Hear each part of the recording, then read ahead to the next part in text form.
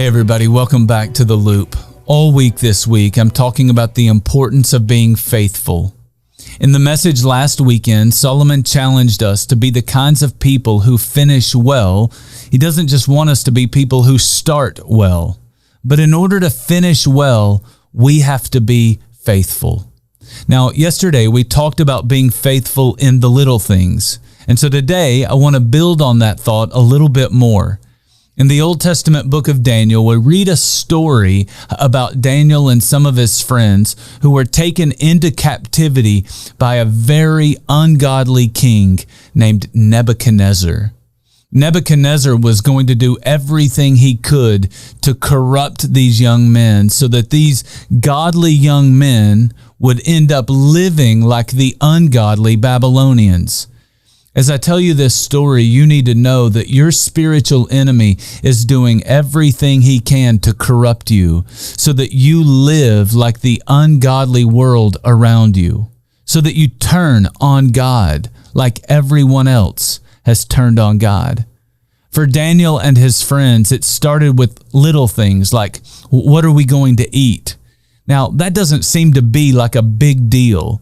But Daniel and his friends knew if we can't be faithful in the little things, it's going to be really hard for us to be faithful in the big things.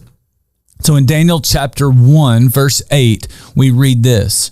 We read that Daniel resolved not to defile himself with the royal food and wine. And in the following verses, his friends did the same. There were certain things that God had told them not to eat or drink. So these guys were going to be faithful in that. And by being faithful in a moment that really didn't seem to matter all that much, they set themselves up to be faithful when it really mattered a lot. See, faithfulness is either important or it's not. Just 2 chapters later, Daniel and his friends are being told that they need to worship a God other than their God. In fact, they're told that if they don't bow down and worship the image of gold that Nebuchadnezzar has made, then they will be thrown into a fiery furnace and die. This is how they respond.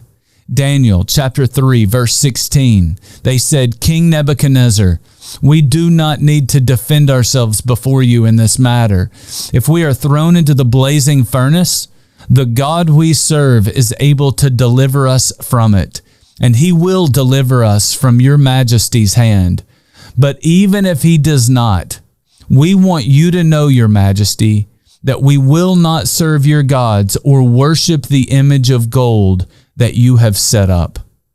When you look at their lives, you realize these young men were going to be faithful no matter what. If you can't be faithful in the little things, it's going to be really hard for you to be faithful in the big things. If you can't be faithful when it doesn't seem to matter, how will you be faithful when it really matters? As we wrap it up today, ask God to produce in you this fruit of the Spirit called faithfulness.